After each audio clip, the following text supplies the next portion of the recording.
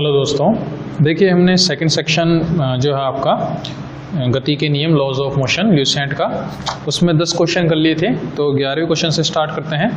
11वां question बोल रहा है, एक अग्निशमक कर्मचारी रस्सी पर नीचे की ओर फिसलता है जिसके टूटने की क्षमता कर्मचारी के वजन के 2/3 है, तो कर्मचारी का न्यूनतम त्वरण क्या होगा। देखिए, जब कोई नीचे की ओर खिसकता है या लिफ्ट का जो मोशन होता है उसे अपन छद्म बल बोलते हैं, स्यूडो फोर्स बोलते हैं।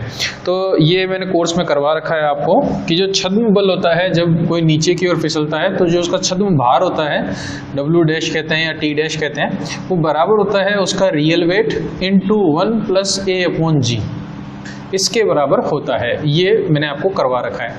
अब सवाल ये बोल रहा है कि जो भी उसका वेट है उसके वजन का 2/3 है, 2/3 है, तो कर्मचारी का न्यूनतम त्वरण क्या होगा। तो देखिए, जो रियल वेट है कर्मचारी का वो मैंने मान लिया mg है, ठीक है। तो mg का 2/3 जो है वो ये आभासी भार है, ये आपको बोल रहा है सवाल में।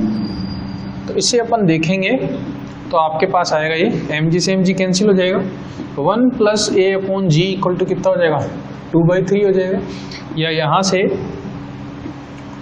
A/g इक्वल टू कितना हो जाएगा, 1/3, या A इक्वल टू कितना हो जाएगा, g/3। ऑप्शन नंबर सी जो है इसका आंसर होगा। नेक्स्ट क्वेश्चन देखिए,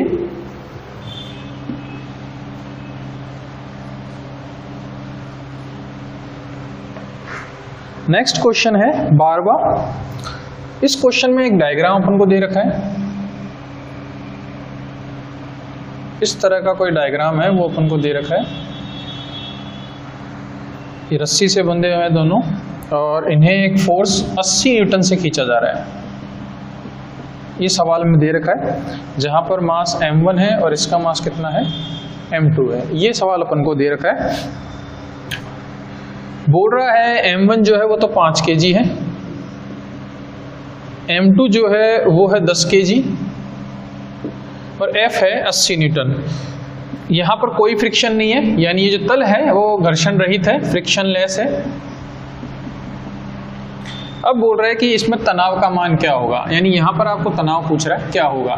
देखिए, मैंने फ्री बॉडी डायग्राम आपको पढ़ाया है, ठीक है, और प्लेलिस्ट में मिल जाएगा आपको।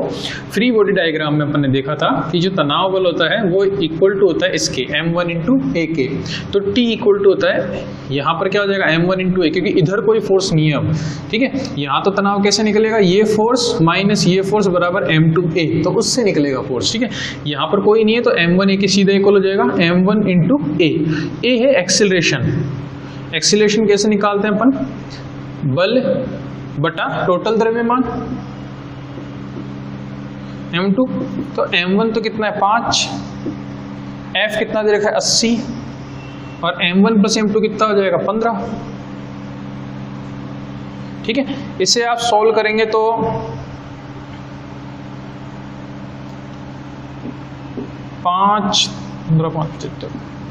5.33 ऐसा कुछ आएगा। इसे आप सॉल्व करेंगे तो 26 पॉइंट समथिंग आपका आंसर आएगा, 26.6।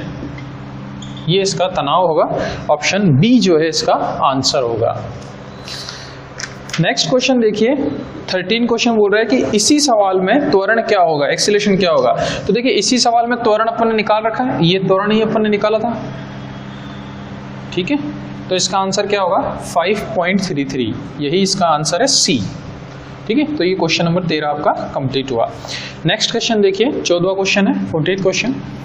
इन क्वेश्चन आपको बोल रहा है कि एक स्थिर लिफ्ट है, उसमें किसी सरल लोलक का आवर्तकाल 2 सेकंड है, लिफ्ट ऊपर की ओर जा रही है 2 मीटर/सेकंड² से, तो लोलक का आवर्तकाल क्या होगा। देखिए, लोलक का आवर्तकाल जो होता है वो T इक्वल टू होता है अपने पास 2π√L/g। ऐसे सवालों में मैंने आपको बताया था कि हमेशा आपको 2 के बीच में रिलेशन पूछेगा, तीसरा नहीं देगा।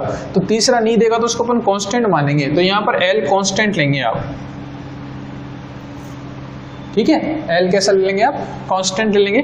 उसके बाद में अगर अपन सवाल को करते हैं तो T जो है वो इनवर्सली प्रोपोर्शनल हो जाएगा √g के, ठीक है। यहां से अपने पास केस बन जाएगा T1/T2 बराबर हो जाएगा √G2/G1। तो ये थोड़ा सा आप ध्यान रखिएगा, G2 बाई क्या होगा, G1 हो जाएगा सवाल में। अब अपन देखें सवाल में, तो मैंने आपको लिफ्ट करवाई थी, लिफ्ट का मोशन मैंने आपको करवाया था, उसमें मैंने आपको बताया था कि लिफ्ट ऊपर जाती है तो रिजल्टेंट त्वरण क्या होता है, नीचे जाती है तो रिजल्टेंट त्वरण क्या होता है। तो यहाँ पर सवाल में बोल रहा है लिफ्ट ऊपर की ओर जा रही है, तो ऊपर की ओर जाती है तो त्वरण क्या होता है, G2 प्लस ए, मतलब G प्लस ए हो जाता है। तो वैल्यू पुट करेंगे आप, तो यहाँ तो हो जाएगा G प्लस ए, और यहाँ पर रियल त्वरण कितना है, G है, बराबर। ये आपको दे रखा है T1 दो सेकंड दे रखा है, और T2 आपको निकालना है, ठीक है। इसे आप थोड़ा सा सॉल्व करेंगे तो ये हो जाएगा A 2 दे रखा है, G 10 दे रखा है आपको, तो ये हो जाएगा रूट 10 बटा, सॉरी ये 12 ऊपर आएगा इसमें, और 10 जो है वो G की वैल्यू दे रखी है 2/T2। इसे आप सॉल्व करेंगे तो तकरीबन आपका आंसर आएगा 1.6 के आसपास, 6 सेकेंड। ये आपका ऑप्शन नंबर हो जाएगा सी। नेक्स्ट देखिए 15वां और 16वां क्वेश्चन सेम है। 15वीं और 16वें सवाल में पूछ रहा है कि लिफ्ट जो है वो एक समान वेग से ऊपर की ओर जा रही है, 15 में ऊपर की ओर जा रही है, और 16 में बोल रहा है एक समान वेग से नीचे की ओर जा रही है। देखिए एक समान वेग जहां भी आ जाए इसका मतलब v जो है वो कांस्टेंट है। अगर v कांस्टेंट है तो इसका मतलब ये है कि त्वरण जो है a वो कितना होगा, 0 होगा। तो 15 और 16 दोनों ही जो क्वेश्चंस हैं उन दोनों में त्वरण या a का मान क्या होगा, 0 होगा। क्वेश्चन नंबर 17 देखिए। 17 में बोल रहा है कि एक L लंबाई की रस्सी है, तो ये अपन ने एक रस्सी मान ली, इसकी लेंथ आपको दे रखी कितनी, L। पूछ रहा है इसके एक सिरे से F बल से खींचा जा रहा है, तो ये F फोर्स से खींचा जा रहा है एक सिरे से। बोल रहा है इस सिरे से x दूरी पर रस्सी में तनाव क्या होगा। तो ये सिरा हो गया, इससे x दूरी अपन ने ये ले ली, ठीक है। पूछ रहा है यहां पर तनाव की वैल्यू क्या होगी। अब एक चीज देखिए, अभी एक क्वेश्चन अपन ने पढ़ा था, इस तरह का एक क्वेश्चन था, क्वेश्चन नंबर मैं बता देता हूं आपको, शायद 12 था, 12वां क्वेश्चन है। तो अपन ने यहाँ पढ़ा था कि यहाँ पर कुछ फोर्स से खींचा जा रहा था, 80 न्यूटन से कुछ खींचा जा रहा था इसको। तो देखिए जो यहाँ पर तनाव होगा सबसे ज़्यादा वो इसके कारण होगा, आगे जिसमें, तो वैसा ही यहाँ पर है कि अगर आप इस तरह से रखते, इस रस्सी को यहाँ से खींचते पकड़ करके, तो जो तनाव पैदा होता है वो इसके कारण होता है। तो हमेशा जो तनाव होता है वो पीछे वाले मास के कारण होता है, आगे वाले मास के कारण नहीं होता है, ठीक है। ज़्यादा तनाव बोल रहा हूँ मैं, ऐसा नहीं आप सोच रहे सर यहाँ तनाव ही नहीं होगा, यहाँ भी होगा तनाव लेकिन यहाँ पर ज़्यादा होगा तनाव, ठीक है भाई। आप अगर इसका फ्री बॉडी डायग्राम भी बनाते हैं, ये T1 होता है, ये T2 होता है, तो कैसे निकालते हैं आप, T1 माइनस T2 बराबर M1A, इस तरह से आप निकालते हैं। जबकि यहाँ पर आप कैसे लेते हैं, सीधा का सीधा, यहाँ पर आप कहते हैं T2 बराबर M2A। तो यहाँ पर तनाव ज़्यादा बोलता है अगर वेट अगर ज़्यादा है तो, ठीक है, मास अगर ज़्यादा है तो हमेशा ध्यान रखिए कि जो तनाव पैदा होगा, जैसे यहाँ पर अपन को तनाव निकालना है, तो ये जो तनाव वो इस हिस्से के कारण पैदा नहीं होगा, बल्कि किस हिस्से के कारण पैदा होगा, इस हिस्से के कारण पैदा होगा। ये चीज़ आपको क्लियर होनी चाहिए। अब अपन को निकालना है कि ये हिस्सा कितना है, तो देखिए लंबाई कितनी है L, कितना पार्ट चला गया x, तो बचा कितना L माइनस एक्स। तो इस L माइनस एक्स में जो मास होगा, जो द्रव्यमान होगा, इसी के कारण यहाँ पर तनाव पैदा होगा। चलिए तनाव कैलकुलेट करते हैं अपन, कितना होगा, तो इसे कैलकुलेट करने के लिए देखिए तनाव बराबर क्या होगा, बल के बराबर ही होता है तनाव, तो मास इनटू एक्सेलरेशन, वही फॉर्मूला अपने पास। तो पहले अपन ये निकालेंगे कि इस पार्ट का द्रव्यमान कितना होगा, ठीक है, इसकी मास कितनी होगी। अब देखिए रस्सी जो होती है, रस्सी और कड़ियाँ अगर अपन कहें, चेन, अगर कोई चेन अपन कहें, तो जितनी कड़ियाँ होगी उतनी लंबी चेन होगी, और जितनी लंबी चेन होगी उतना ज़्यादा क्या होगा, मास होगा। वैसे ही रस्सी में होता है, रस्सी जितनी लंबी होगी उतना ज़्यादा द्रव्यमान होगा, रस्सी अगर छोटी होगी तो द्रव्यमान कम होगा। तो रस्सी का जो द्रव्यमान होता है वो उसकी लंबाई पर डिपेंड करता है। तो यहाँ पर अपन जो है पहले रस्सी का मानेंगे कि कुल द्रव्यमान कितना है, तो जो टोटल मास है रस्सी का वो मैंने मान लिया कितना है, m है। तो यूनिट लेंथ पर मास कितना होगा, इकाई लंबाई पर द्रव्यमान कितना होगा, m/L, ठीक है। अब अगर मान लो रस्सी 10 मीटर लंबी है, ठीक है, 10 मीटर लंबी रस्सी का टोटल मास है 50 kg। 10 मीटर लंबी रस्सी का मास कितना है, 50 kg।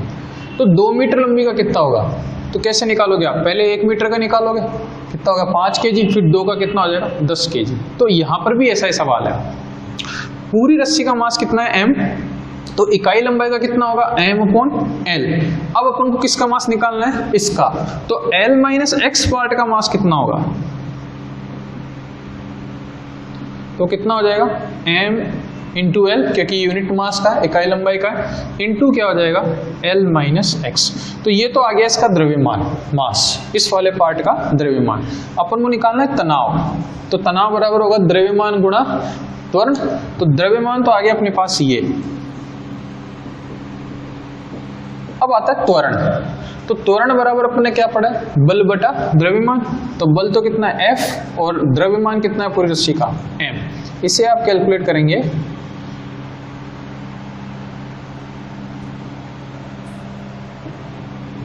कितना आ गया F L minus X upon L।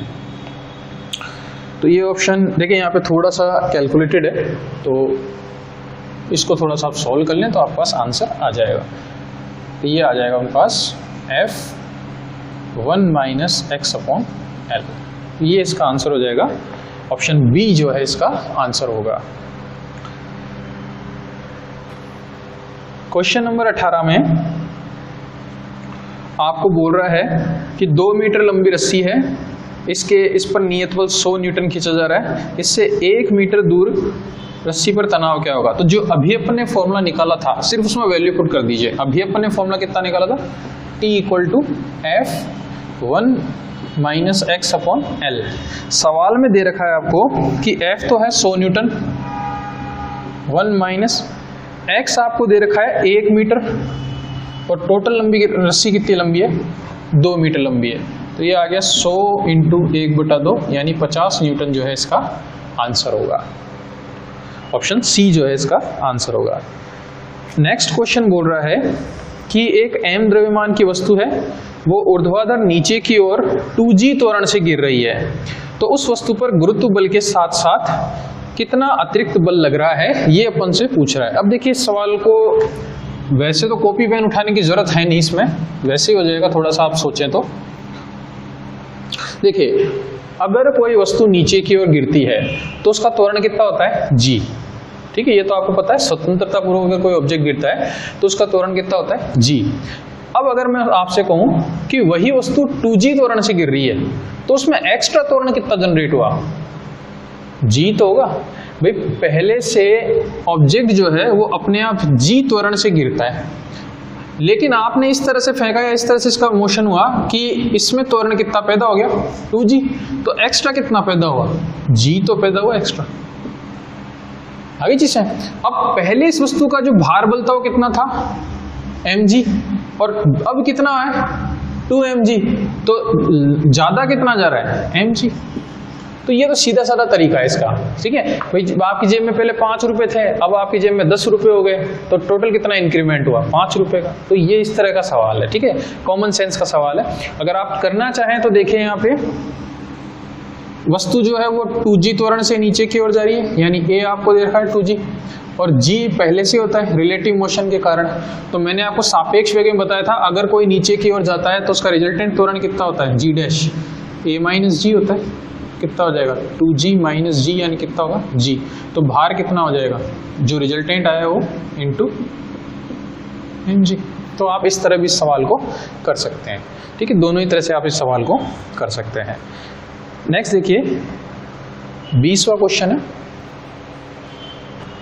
मैं डायग्राम बना देता हूं, एक बार आप देख लीजिएगा। बिल्कुल वही सवाल है। देखिए FBD या फ्री बॉडी डायग्राम करके प्लेलिस्ट में आपको मिल जाएगा वीडियो, तो आप वहां से फ्री बॉडी डायग्राम सीख सकते हैं। ठीक है, और ऐप भी डाउनलोड कर सकते हैं, ऐप में भी आपको मिल जाएगा, फ्री है। तो ये इसमें 3 मास दे रखे हैं, पहले वाले में 2 दे रखे थे, इतना ही फर्क है, कोई ज़्यादा टफ सवाल नहीं है।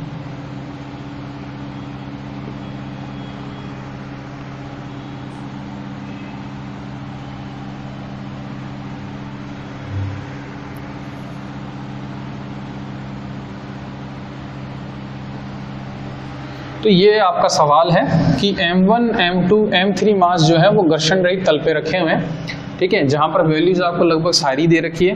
अब आपको पूछ रहा है कि इसमें T2 का मान क्या होगा, इसका मान आपसे पूछ रहा है। ठीक है, तो पहले देखिए T2 का मान आप कहां से निकालेंगे, यहां से आप T2 का मान निकालेंगे। तो जितना यहाँ T2 लग रहा है उतना यहाँ भी लगेगा T2, इसे लगी से खींचेगा। तो M3 ब्लॉक जो है इसके लिए फ्री बॉडी डायग्राम इक्वेशन, ठीक है, या अपन कहें अवस्था समीकरण, इक्विलिब्रियम कंडीशन क्या होगी कि भाई इस तरफ जा रहा है A से, T3 इस तरफ लग रहा है तो T3 माइनस T2 बराबर M3A। ठीक है, इक्वेशन कैसे बनानी होती है वो मैंने आपको फ्री बॉडी डायग्राम जो है उसमें बता रखा है, आप वहां पर देख सकते हैं, प्लेलिस्ट में होगा फ्री बॉडी डायग्राम, वहां पर आप सीख सकते हैं इसको। ठीक है, तो T3 माइनस T2 बराबर क्या हो गया M3, ये तो अपनी इक्वेशन हो गई। अब T3 की वैल्यू आपको दे रखी है यहाँ पर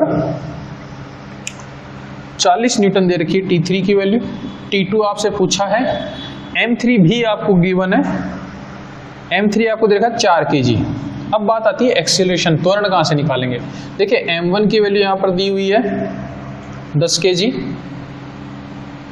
M2 की वैल्यू दे रखी है 6 kg और M3 की वैल्यू दे रखी है 4 kg। T3 यहाँ पर दे रखा है आपको 40 न्यूटन। तो ये आपका सवाल है।